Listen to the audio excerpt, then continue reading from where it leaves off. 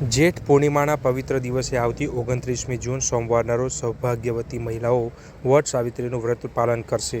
આ દિવસે મહિલાઓ વડના વૃક્ષની પૂજા કરીને પોતાના પતિના દીર્ઘ આયુષ્ય, પરિવારના સુખ સમૃદ્ધિ અને અખંડ સૌભાગ્ય માટે પ્રાર્થના કરે છે।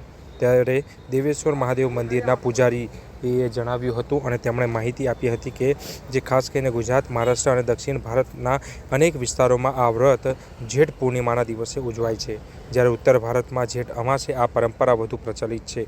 પૂજારીએ જણાવ્યું હતું કે વડ સાવિત્રી વ્રત પાછળ સાવિત્રી અને સત્યવાનની અદ્ભુત પૌરાણિક કથા જોડાયેલી છે, જે મહાભારતના વન પર્વમાં વર્ણવવામાં આવી છે। કથા અનુસાર જ્યારે સત્યવાનના મૃત્યુનો સમય આવ્યો ત્યારે સાવિત્રીએ પોતાની બુદ્ધિ, ધૈર્ય અને અડગ સંકલ્પથી યમરાજને પ્રસન્ન કરીને પોતાના પતિના પ્રાણ પાછા મેળવ્યા હતા।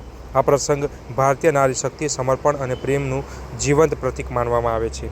વધુ જણાવ્યું હતું કે આ જે દિવસ છે હવે 29 તારીખે આવનાર છે તે સોમવારના દિવસે છે। એટલે સોમવારનો દિવસ એટલે કે ચંદ્ર એટલે કે સફેદ કલરનું વસ્ત્ર અને ખાસ કરીને લાલ કલરના પણ વસ્ત્ર પહેરીને જ્યાં પૂજન થતું હોય છે, જેની વિશેષ માહિતી નવસારીના દેવેશ્વર મહાદેવ મંદિરના પૂજારી એવા ધર્મેશ મહારાજે આપી હતી।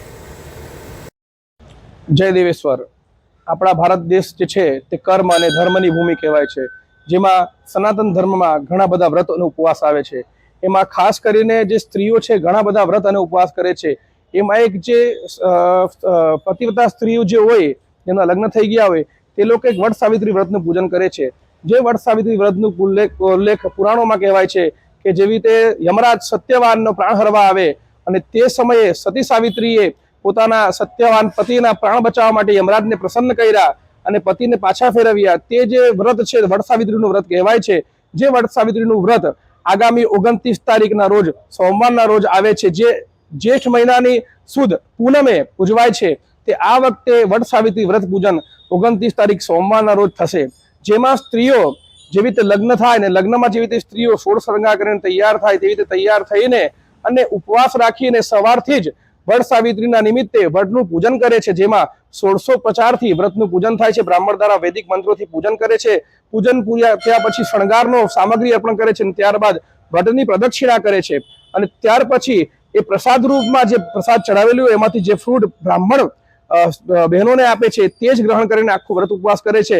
અને આ વ્રત ઉપવાસ કરવાથી જે સ્ત્રીઓ છે તે પોતાના પતિની આયુષ્યની કામના કરે છે। જેવી રીતે સત્યવાનના પ્રાણ હરીને સાવિત્રીએ લાવ્યા હતા અને એ જે વૃક્ષ હતું તે વટવૃક્ષ હતું, તે વટવૃક્ષ જે ભગવાન શિવનું પ્રતીક કહેવાય છે, તે વટવૃક્ષના નીચે વડ સાવિત્રીનું પૂજન કરવામાં આવે છે। આગામી 29 જૂન સોમવારના રોજ આપણા ગુજરાત પ્રદેશમાં વડ સાવિત્રીનું પૂજન થશે।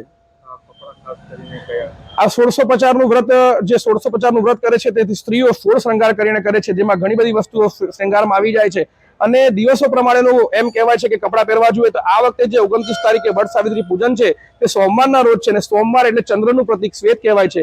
એટલે બહેનો જે વસ્ત્ર ગ્રહણ કરે એમાં એક લાલ કલરની સાથે સાથે કઈ સફેદ કલરની વસ્તુ ઉપયોગ કરવી જોઈએ।